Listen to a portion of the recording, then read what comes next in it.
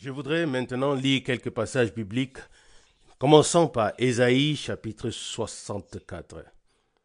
Ésaïe chapitre 64, ici nous lisons à partir du verset 4.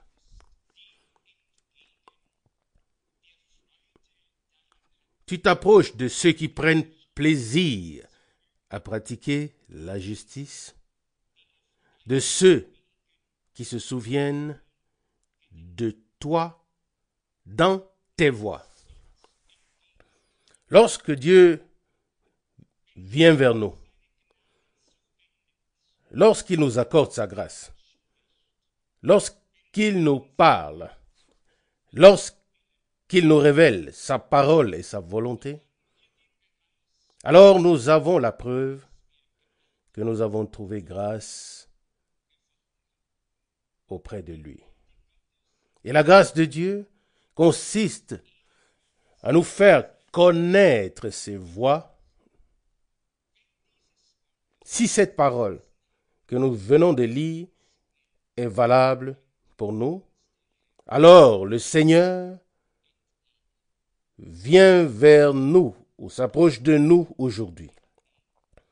Il vient vers toi, il vient vers moi pour se révéler à toi et à moi afin que les choses que nous lisons dans la parole deviennent nos expériences personnelles avec Dieu et pas seulement des récits, des expériences que d'autres ont faites avec Dieu. Nous tous, nous avons le droit d'avoir une relation avec Dieu et de faire nos expériences personnelles avec lui. Nous avons tous le droit de faire l'expérience de la conduite et de la direction du Saint-Esprit qui seront toujours conformes à la parole de Dieu. Il est dit dans le verset 4, Ésaïe, « Le Seigneur s'approche de ceux qui prennent plaisir à pratiquer la justice. Ceux-là qui ne le font pas par contrainte, pas par obligation, pas par crainte de châtiment, mais ceux-là qui servent le Seigneur avec joie, qui le suivent avec joie. » Le Seigneur veut faire de nous des personnes habiles à marcher dans ses voies, des personnes qui ont la joie d'écouter sa parole et de faire sa volonté. De ceux, la suite du verset 4, qui se souviennent de toi dans tes voies, non pas sur nos voies, mais sur les voies de Dieu, nous pouvons nous souvenir de lui et prendre conscience qu'il a déjà pensé à nous à l'avance afin de nous conduire sur ses voies, car ça, c'est la grâce de Dieu. Comment pouvons-nous nous souvenir de lui sur ses voies s'il ne nous avait pas à l'avance conduit par grâce sur ses voies, s'il n'avait pas à l'avance produit en nous l'obéissance de la foi? Dans le verset 7, il est écrit, « Cependant, Seigneur, tu es notre Père. Nous sommes l'argile et tu es notre potier. Et nous sommes tous l'œuvre de tes mains. » Amen. Verset 8, « Ne t'irrite pas à l'extrême, ô Seigneur, et ne te souviens pas éternellement de nos fautes. Regarde, nous sommes tous ton peuple. » Amen. L'Église du Dieu vivant se tient sous le pardon, sous la réconciliation. Elle se tient sous le sang de l'agneau, pleinement rachetée et pardonnée devant la face de Dieu, justifiée et sanctifiée, consacrée à Dieu pour le temps et pour l'éternité. Mais cela doit devenir une expérience personnelle pour chaque individu, chacun individuellement, qui accepte par la foi l'offre divine de la grâce, et alors cela deviendra manifeste. Dans Ésaïe chapitre 44, nous lisons à partir du verset 21. Ésaïe chapitre 44, à partir du verset 21. Souviens-toi de ces choses, Jacob, et toi, Israël, car tu es mon serviteur. Je t'ai formé pour être mon serviteur, Israël, je ne t'oublierai pas. Verset 22. J'ai effacé tes transgressions comme un nuage et tes péchés comme une nuée. Oui, ces derniers jours, nous avons vu et expérimenté sur le chemin un brouillard très épais. Moi aussi, on ne voyait rien. Tout allait lentement. Et ici, dans ce passage, le Seigneur dit qu'il a effacé nos transgressions comme un nuage et comme une nuée. Et vous savez, quand la nuée se dissipe, alors le soleil brille. Et le soleil de justice s'est levé pour nous, en nous apportant le salut et la guérison sous ses ailes. Alors comme on se sent bien quand le soleil soudainement s'établit, un instant, on voit à peine et soudainement tout est clair. Que Dieu nous fasse comprendre que cela s'est accompli. Il a effacé nos transgressions qui avaient apporté sur nous une nuée. Nous n'avions plus une vue claire. Le ciel était nuageux. Nous ne voyions plus le soleil. Le Seigneur a tout enlevé. Comme il est dit ici au verset 22, Ésaïe 44. J'ai effacé tes transgressions comme un nuage et tes péchés comme une nuée. Reviens à moi, car je te rachèterai. Il l'a fait. Nous pouvons revenir dans la foi. Et directement après, il est dit au verset 23, « Cieux, réjouissez-vous, car le Seigneur l'accomplit. Profondeur de la terre, éclatez d'allégresse. Vous, montagnes, poussez des cris de joie. » Il reprend le verset 23. « Cieux, réjouissez-vous, car le Seigneur l'accomplit. » Lorsque notre Seigneur est mort à la croix de Golgotha, il s'est écrié, « Tout est accompli. » Et à l'instant même, Dieu et l'humanité ont été réconciliés. À cet instant, la question de notre culpabilité a été réglée. Le pardon, la grâce et le salut nous ont été accordés. Plus aucun être humain ne peut plus être perdu parce qu'il a péché. Celui qui se perd, c'est uniquement parce qu'il ne veut pas croire que son péché est pardonné. Comprenons-nous cela? Personne ne peut plus être perdu parce qu'il a péché. Celui qui se perd, c'est celui qui ne peut pas croire que sa culpabilité et son péché ont été pardonnés et effacés. Combien peuvent croire que le Seigneur nous a accordé sa grâce, son pardon par grâce? Amen. Oui. Tous, naturellement. Combien peuvent croire que nos péchés ont été effacés comme la nuée et que le soleil s'est levé sur nous par grâce? Ce n'est pas par notre mérite, non. Dieu nous a appelés et c'est pourquoi nous sommes venus. Dans le même chapitre, Ésaïe 44, nous lisons à partir du verset 24. Ainsi a parlé le Seigneur, ton Rédempteur, qui t'a formé dès ta naissance. Je suis le Seigneur, qui fait toutes choses. Seul j'ai déployé les cieux, seul j'ai étendu la terre. C'est lui qui fait tout en tous. Aujourd'hui encore, précisément en ce moment, il veut agir en nous par sa parole et par son esprit. Il veut nous révéler sa volonté par sa parole. Ce ne sont pas les hommes qui font connaître la volonté de Dieu, non.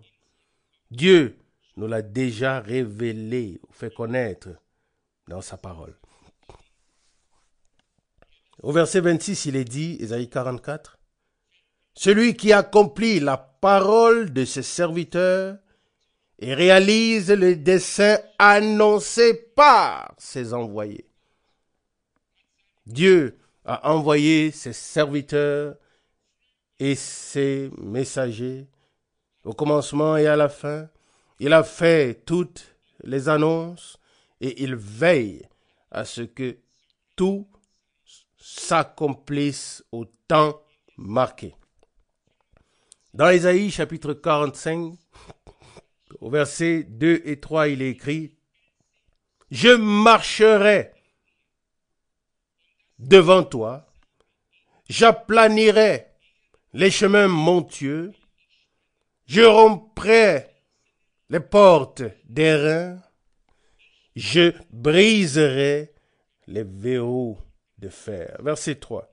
« Je te donnerai les trésors cachés et les richesses enfouies, afin que tu reconnaisses que c'est moi, le Seigneur, qui t'a appelé par ton nom, le Dieu d'Israël. » Quelle parole merveilleuse. Et ce qui est beau, c'est que c'est vrai. C'est que c'est vrai que Dieu ouvre les portes, qu'il nous laisse entrer. Il ferait un chemin devant nous. Ce qui semble impraticable pour nous, infranchissable, il peut l'aplanir, afin que nous puissions passer sans trébucher. Verset 2. « Je marcherai devant toi », il reprend le verset, « j'aplanirai les chemins montueux. » Verset 3. « Je te donnerai les trésors cachés et les richesses enfouies, afin que tu reconnaisses que c'est moi, le Seigneur, qui t'a appelé par ton nom. » Cette parole me rappelle à l'ouverture des 7 sceaux. Elle me rappelle le ministère particulier que Dieu a accordé à notre bien-aimé frère Branham. Ce qui était caché aux autres, ce qui était enveloppé. Et rappelons-nous, au cours des siècles passés, combien ont lu les mêmes révélations que nous lisons aujourd'hui, mais n'en ont pas eu la révélation parce que le temps n'était pas encore venu. Dieu donne toujours la lumière au temps convenable pour ce qu'il a promis dans sa parole, pour le temps déterminé et qu'il accomplit ensuite. Dieu nous a accordé un grand privilège. Amen. Ce n'est plus un livre scellé, mais un livre ouvert, contenant la révélation de Jésus-Christ et la révélation de la parole et de la volonté de Dieu. Et puis vient À la fin vient la révélation des fils et des filles de Dieu. Toute la création attend la révélation, la manifestation des enfants de Dieu, et cela aussi aura lieu. Selon Romains 8, verset 19. Lisons maintenant le 8e verset dans Ésaïe 45. Que les cieux répandent d'en haut la bénédiction et que les nuages la laissent se répandre.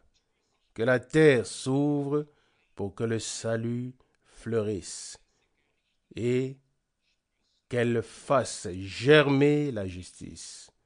Moi, le Seigneur, j'ai créé ces choses. Le ciel doit répandre la bénédiction. Nous vivons dans une époque, dans un temps où Dieu va encore une fois ébranler le ciel et la terre. Nous vivons dans un temps où la dernière partie de l'histoire du salut doit devenir une réalité divine dans l'Église. Et cela implique à la fois la parole et l'action du Saint-Esprit. Là où la parole de Dieu est proclamée dans la vérité et où elle est crue, l'Esprit de Dieu commence à agir en ceux qui l'ont reçu. Verset 28, il reprend « Que les cieux répandent d'en haut la bénédiction. » Combien de fois avons-nous déjà chanté que les pluies de bénédiction tombent? Nous désirons, nous aspirons de tout notre cœur à ce qu'une telle percée puisse nous être donnée de la part de Dieu. Une percée qui soit au-dessus de tout doute et que personne n'ait plus besoin de cours de rattrapage, mais que tous soient inspirés au même rythme par la même parole et par le même Esprit de Dieu, afin que nous avancions ensemble pour que le reste puisse s'accomplir. Verset 8, il reprend « Que les cieux répandent d'en haut la bénédiction. » Oui, aujourd'hui aussi, Dieu veut nous faire savoir que les cieux sont ouverts et que la bénédiction de Dieu se déverse. La colère de Dieu s'est apaisée à Golgotha et Dieu nous regarde avec amour, grâce et miséricorde. Amen. Une autre parole me rappelle ici le chapitre 10 de Zacharie, dans lequel est donnée la promesse que nous connaissons tous très bien. Zacharie chapitre 10, verset 1. Demandez au Seigneur la pluie, au temps de la pluie de l'arrière et de la première saison. Le Seigneur est celui qui produit l'orage et qui vous donne des pluies abondantes pour chaque herbe dans le champ. Particulièrement la première partie du verset. Demandez au Seigneur la pluie au temps de la pluie de l'arrière-saison. Nous savons qu'il y a eu une pluie de la première saison et que la semence qui devait germer dans la première génération chrétienne a été arrosée par la pluie de Dieu. Et la parole a porté du fruit. Elle a germé et le Seigneur a pu la confirmer. Il doit en être de même avec la parole de la promesse divine maintenant à la fin. La pluie de Dieu doit pouvoir tomber sur la semence de la parole afin de produire ce qui a été promis dans cette parole. Jacques l'a encore très clairement exprimé dans le Nouveau Testament. Au chapitre 5 de Jacques, au verset 7, nous lisons Jacques chapitre 5, verset 7. Soyez donc persévérants, chers frères, jusqu'à l'avènement du Seigneur.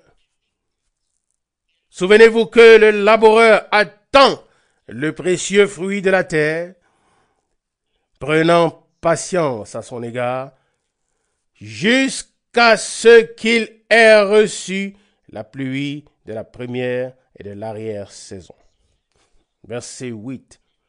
Vous aussi, soyez donc patients et affermissez vos cœurs, car l'avènement du Seigneur est proche. Amen. Quand nous imaginons que près de 2000 ans se sont écoulés et que Dieu a inspiré ces hommes au point où ils ont écrit ce qui s'applique et se produit aujourd'hui dans nos jours. Ils ont été transportés à travers le temps et placés dans l'époque où nous vivons maintenant. En ce temps-là, l'avènement du Seigneur n'était pas encore si proche. Comme je viens de le dire, cela fait presque 2000 ans. Mais maintenant, nous remarquons au signe des temps, à l'accomplissement des prophéties bibliques. Et c'est pourquoi, déjà à l'époque, le Seigneur a veillé à ce que tout ce que nous devons savoir soit écrit, afin que lorsque le moment serait venu, que nous soyons éclairés par Dieu, que nous trouvions les passages bibliques appropriés pour avoir une orientation spirituelle, pour pouvoir croire et faire confiance au Seigneur. Il reprend le verset 8, Jacques 5. Vous aussi, soyez donc patients et affermissez vos cœurs, car l'avènement du Seigneur est proche. Et avant que le retour du Seigneur puisse avoir lieu, une pluie spirituelle puissante doit tomber sur cette semence qui a été répandue, afin qu'elle germe sans difficulté et puisse porter du fruit comme le dit la parole du Seigneur. Au verset 9 de Jacques 5, alors l'exhortation nous est donnée: ne vous plaignez pas les uns les autres, frères, afin que vous ne soyez pas jugés.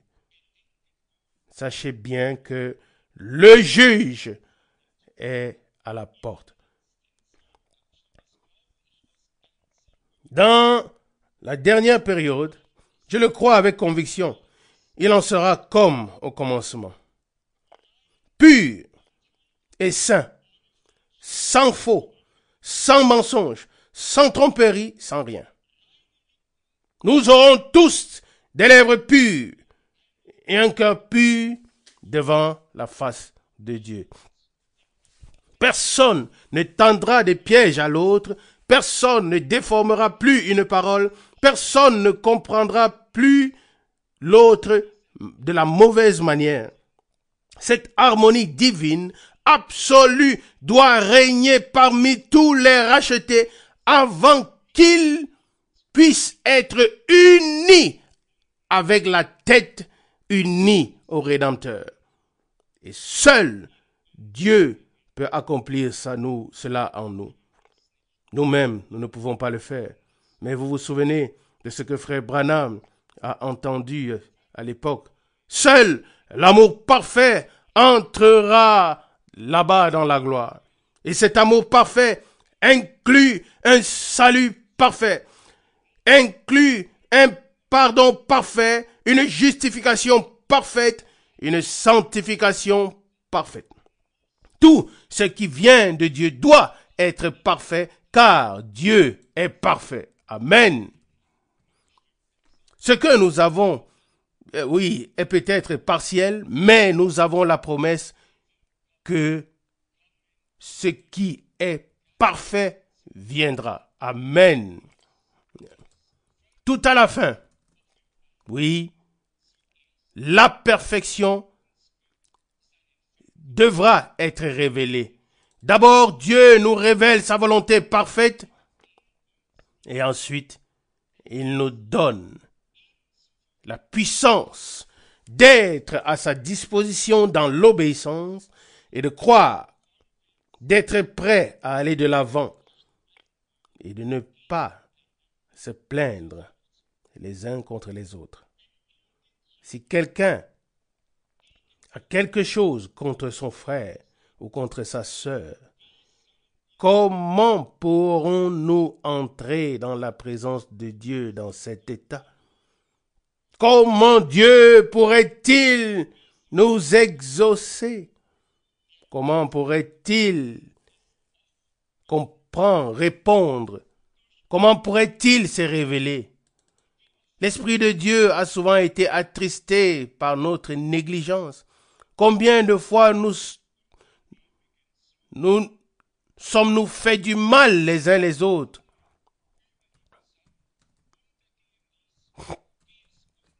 Et autrefois, parmi les croyants, personne ne laissait le soleil se coucher sous sa colère, comme nous le dit la lettre aux Éphésiens.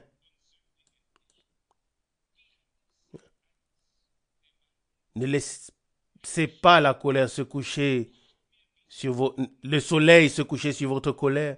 Ne vous mettez pas en colère et ne péchez pas.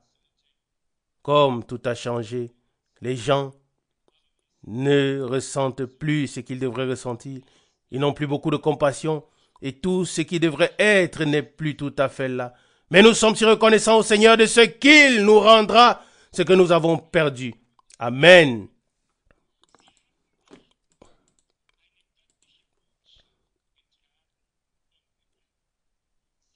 Et je dois le souligner, Frère Branham et Paul et tous les hommes de Dieu, ils n'ont pas seulement porté et transmis un message divin, ils l'ont manifesté, oui, ils ont manifesté par leur vie la nature même, oui, de Jésus.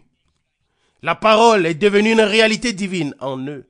À quoi nous sert une connaissance qui nous monte à la tête quand notre cœur reste vide et parfois rempli d'autres choses qui peuvent être contradictoires.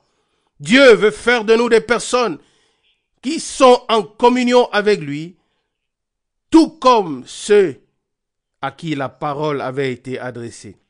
Ainsi, nous qui avons reçu la même parole et qui en avons fait et qui en avons expérimenté une révélation vivante, nous devons également être en communion avec Dieu de la même manière et notre connexion, notre lien avec lui doit être pleinement rétabli.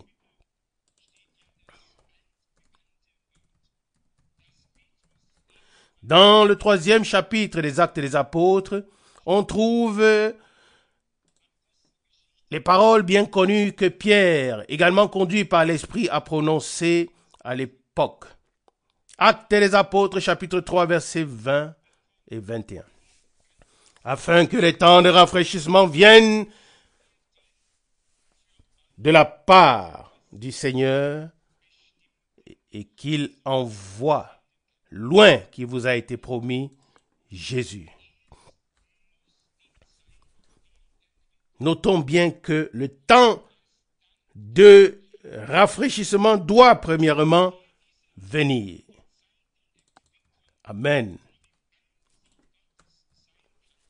Et que ce n'est qu'ensuite que le Seigneur pourra revenir. Et avant que cette pluie et ce temps de rafraîchissement puisse venir de la part de Dieu, il faut d'abord que la semence de la parole ait été répandue. Amen. Beaucoup voudraient dévancer Dieu.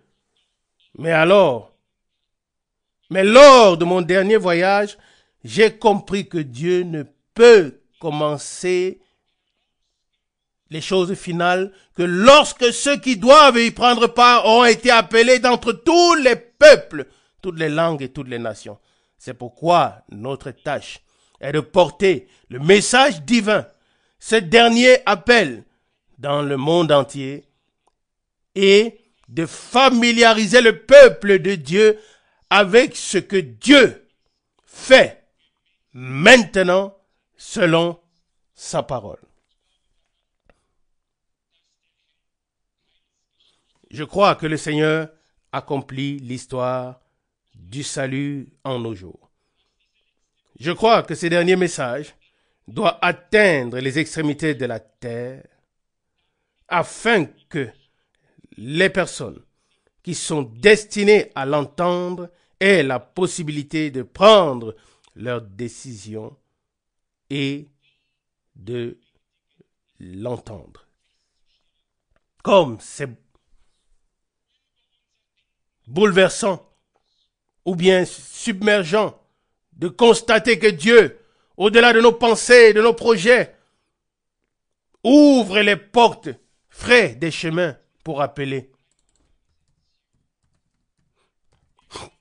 Et ce qui est beau, c'est que nous ne représentons pas une organisation, mais nous croyons de tout cœur à notre Seigneur bien-aimé qui est mort pour nous, qui est ressuscité le troisième jour et qui vit, qui marche au milieu de 7 chandeliers d'or, qui avait ses envoyés, ses messagers et qui parlait au travers d'eux.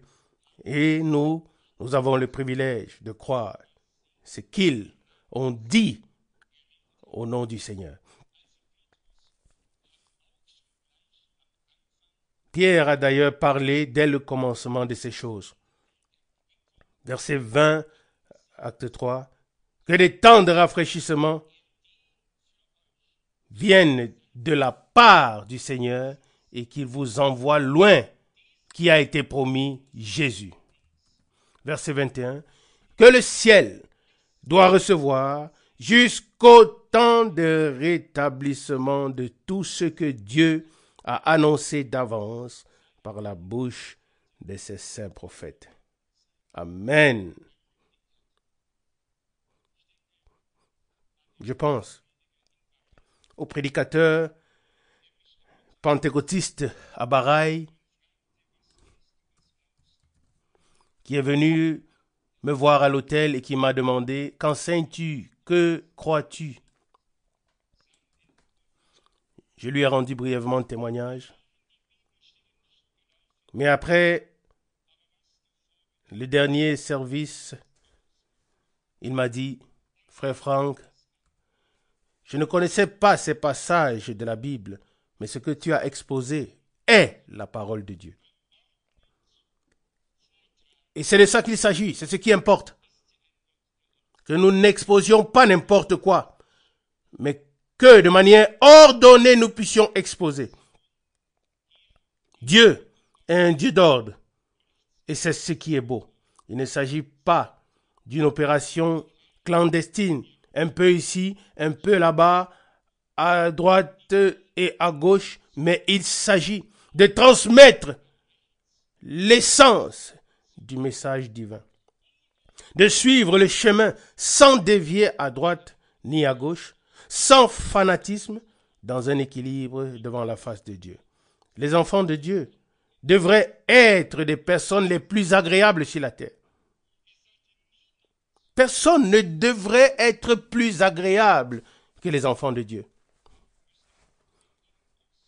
On doit pouvoir bien s'entendre avec eux, avoir une bonne relation avec eux, mais qu'en est-il en réalité? Nous sommes insupportables. Pourquoi? Cela ne doit pas être ainsi. Mais lorsque nous reconnaissons, nous le reconnaissons, alors nous venons à Dieu et nous lui disons, Seigneur, nous voulons être transformés à ton image. Amen. Et il le fait. Il le fait. Ce n'est pas notre volonté et nos efforts. Non. Nous le laissons agir puissamment en nous par son esprit.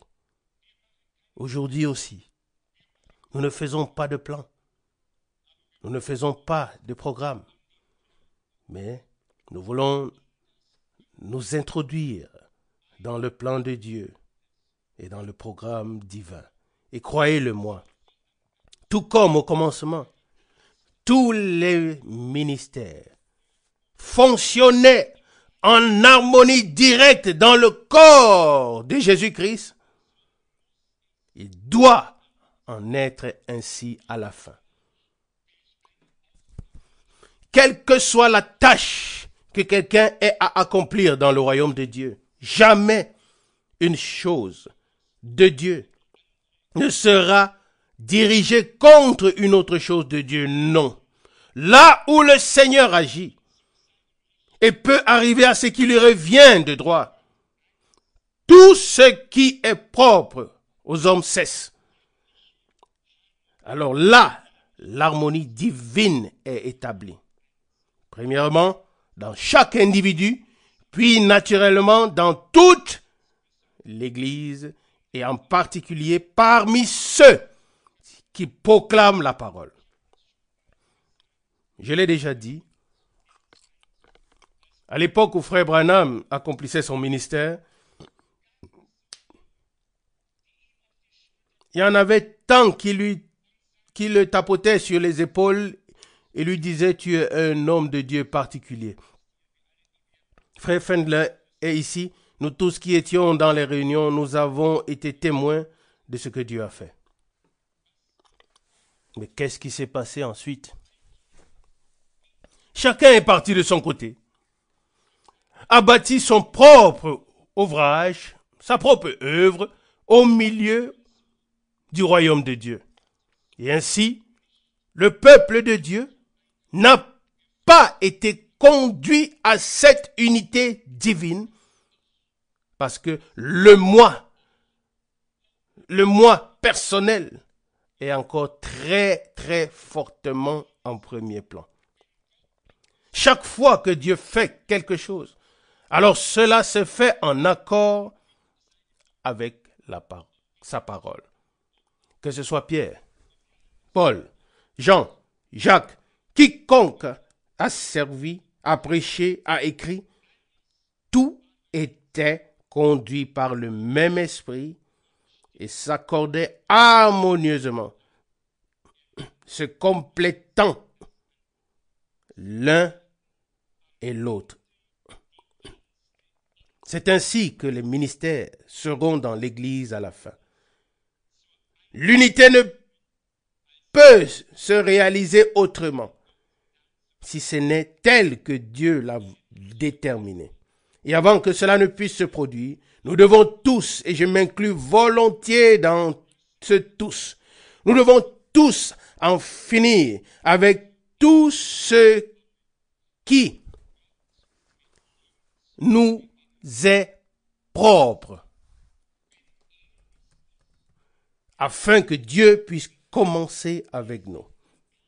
Ce n'est que lorsqu'il est celui qui donne une mission, qui envoie, ce n'est que là que nous pouvons parler en son nom. Et il dit, celui qui vous reçoit, me reçoit. Matthieu 10, 40. Personne ne partira de son propre chef. Au contraire, nous préférons même rester à la maison. Mais nous devons partir parce que nous sommes envoyés avec le message le plus précieux de tous les temps, une parole de Dieu pour cette génération finale. Toutes les promesses sont résumées et placées sur le chandelier. Plein rétablissement de tout ce que Dieu nous a promis dans sa parole. Dieu nous a annoncé des temps de rafraîchissement avant le retour de Jésus-Christ. Ce temps de rafraîchissement devait être précédé par le message afin que tout soit rétabli. C'est ce qui est écrit ici de notre Seigneur, par notre Seigneur dans Actes chapitre 3 verset 21. Oui, étant parlé de notre Seigneur qui est retenu dans le ciel. Verset 21, que le ciel doit recevoir jusqu'au temps de rétablissement de tout ce que Dieu a annoncé d'avance par la bouche de ses saints prophètes. Nous ne voulons rien de nouveau. Nous voulons l'ancien évangile. Nous voulons la parole de Dieu pure et sainte, telle qu'elle nous a été laissée. Dieu ne confirmera que sa parole, pas nos opinions. Il ne fera qu'accomplir les promesses qu'il a données. Mais nous devons d'abord les croire. Nous devons d'abord les accepter. Chaque fois que Dieu fait quelque chose, il envoie premièrement la promesse. Puis, il accomplit la promesse en ceux qui l'ont accepté. Il dit qu'il enverrait les temps de rafraîchissement. Il dit qu'il rétablira toutes choses. Et alors vient la question. Est-ce que nous nous sommes laissés ordonner par Dieu? Avons-nous trouvé notre place dans le royaume de Dieu? Si ce n'est pas encore le cas, alors que Dieu accorde la grâce pour que cela arrive très vite. Je suis convaincu que nous avons tous en nous un désir profond de plaire à Dieu, de faire la volonté de Dieu, afin de prendre part à l'accomplissement des promesses. C'est ce que notre cœur implore et c'est ce que nous demandons. Que le Seigneur puisse venir à ce qui lui revient de droit. Ce soir ou aujourd'hui aussi, nous pouvons venir à lui tel que nous sommes et lui dire, Seigneur, aie ton chemin avec nous. Nous ne voulons pas être une association pieuse. Nous ne voulons pas former une nouvelle confession religieuse. Il y en a déjà assez. Nous voulons une seule chose, être trouvés dans la parole et dans la volonté de Dieu. Nous voulons reconnaître avec une vue claire ce que Dieu fait maintenant. Amen. Alléluia. Selon sa parole. Sous l'onction du Saint-Esprit. Et permettez-moi d'insister encore sur ce point. Il ne suffit pas de parler de Paul et des grands hommes de Dieu jusque dans notre temps. Mais nous devons maintenant, suivre ce que Dieu fait maintenant. Ce qu'il a fait il y a 20 ans ou 30 ans était merveilleux, était glorieux, mais le temps avance. L'Église du Dieu vivant doit se préparer et être prête à entrer dans la terre promise. Comme au temps de Moïse, il y avait l'appel à sortir. Il y avait la sortie. Puis, la parole a été portée dans l'arche de l'Alliance. Et cela est devenu grand pour moi. Pas un nouveau message, pas une nouvelle interprétation, pas une nouvelle direction, mais la même direction. Avec la parole de la promesse divine dans l'arche, le peuple est allé de l'avant et ont expérimenté l'accomplissement de la promesse. Nous pouvons le dire à la gloire de Dieu. Nous n'avons pas ajouté une seule interprétation au message divin. Nous le croyons de tout notre cœur, tel qu'il nous a été laissé. Et à l'avenir, même à l'avenir, nous n'allons pas interpréter. Mais nous porterons cette parole précieuse dans un cœur pur et bon. Amen. Que Dieu fasse de nous des hommes selon son cœur. Et alors, tout ira bien. À quoi servent toutes les nouvelles interprétations si elles ne font que créer de nouveaux problèmes, provoquer de nouvelles divisions, indiquer de nouvelles directions? Non, ce n'est pas ce que Dieu veut. Dieu veut une direction. Et c'est sa direction. Je crois que nous assistons maintenant très consciemment à la continuation de ce que Dieu a commencé.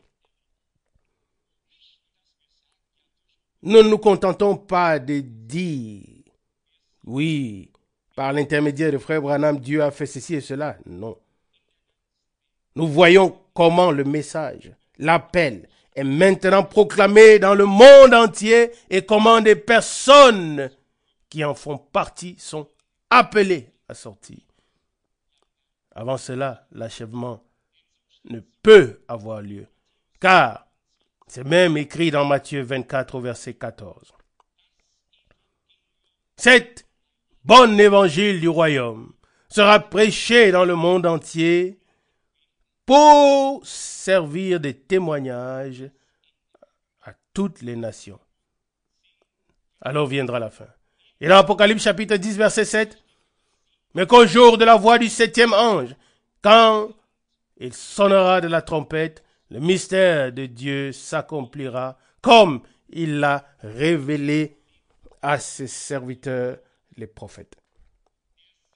Le même Esprit de Dieu qui a parlé par les prophètes, le même Esprit de Dieu a révélé toutes ces choses par le ministère prophétique. Et le même Esprit de Dieu nous conduit dans toute la vérité et nous sommes affermis et fondés dans cette vérité et nous pouvons aller de l'avant. Et ce qui est beau, c'est que si nous croyons ce que Dieu nous a promis, nous ne serons jamais déçus. Mais si nous croyons ce que les hommes disent, nous serons toujours déçus. Dieu l'a fait ainsi. Que personne qui met sa confiance en lui ne soit confondu ou confus. Celui qui croit en lui, oui, qui croit comme dit l'Écriture. Un véritable enfant de Dieu ne pourra jamais s'écarter de la parole de Dieu. Non, nous demeurons dans la parole et la parole demeure en nous.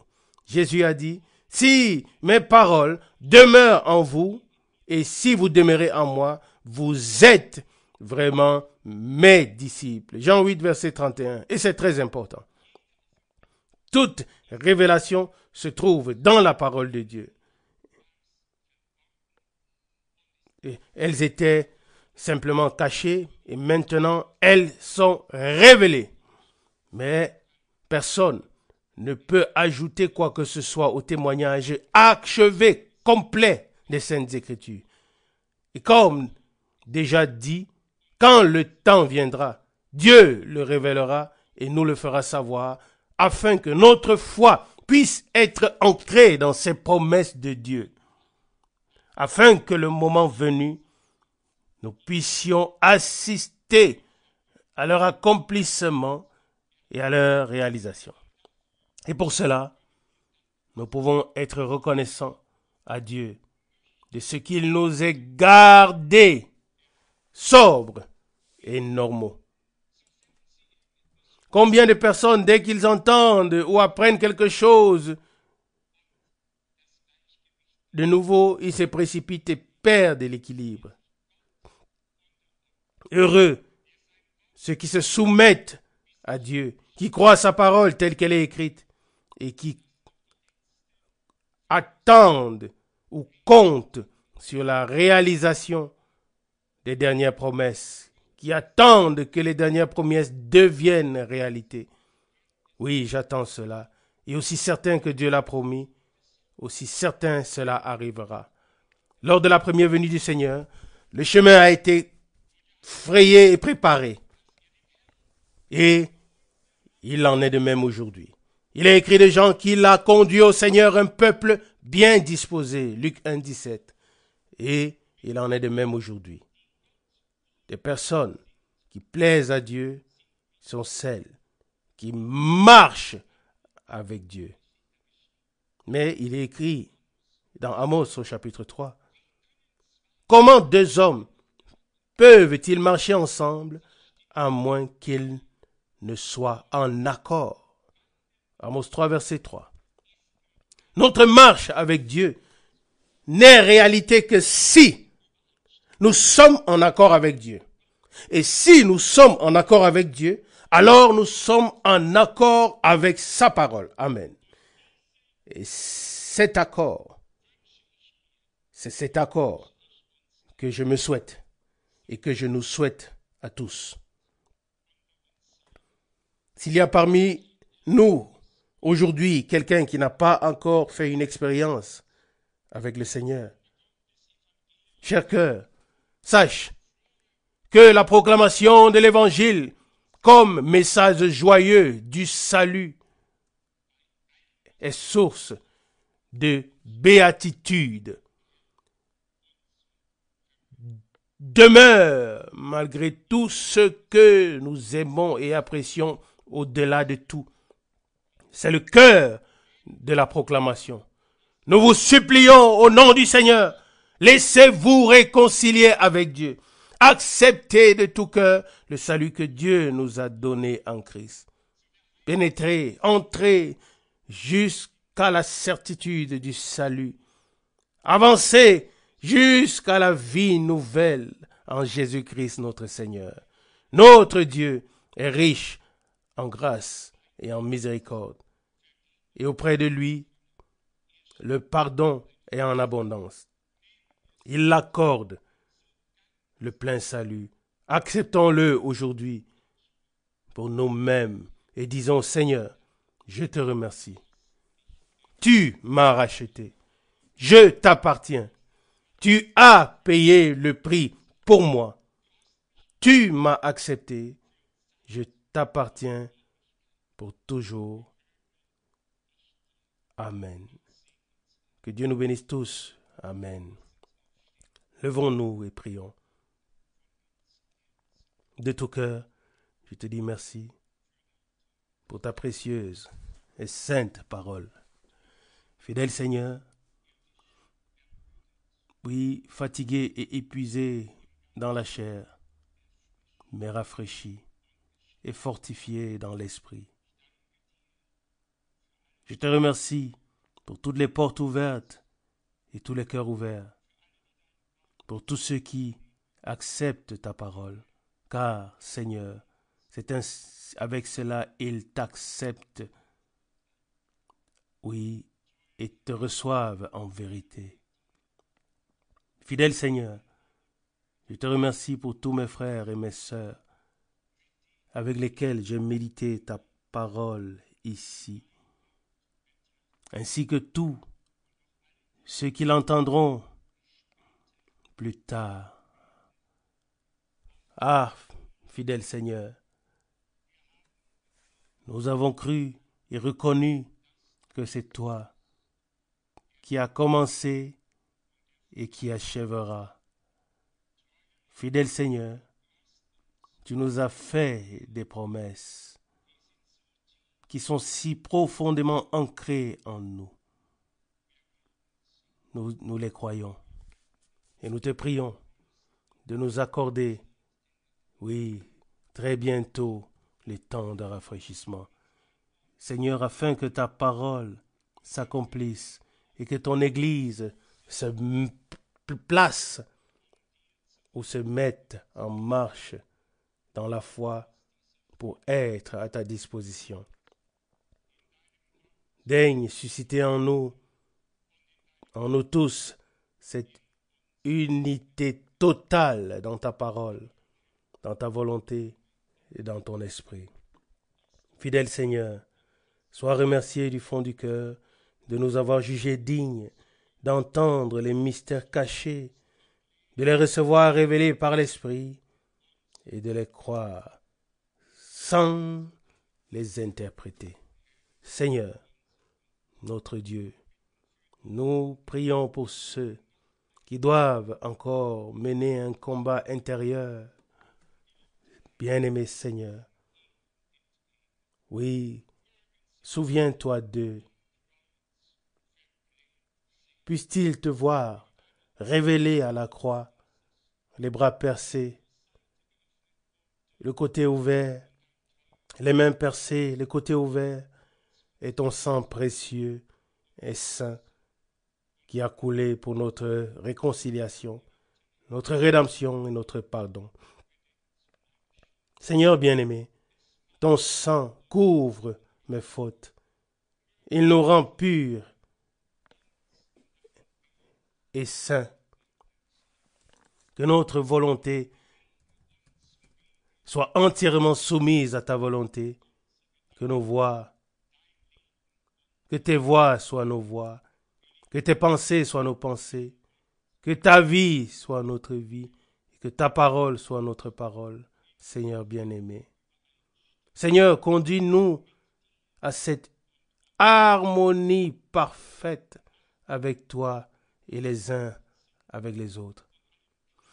Mais aussi fin à tout murmure, à toute plainte, que l'accusateur des frères puisse s'éloigner et que le Seigneur se révèle comme le ressuscité, comme celui qui a tout pouvoir, à qui tout pouvoir ont été donnés dans le ciel et sur la terre.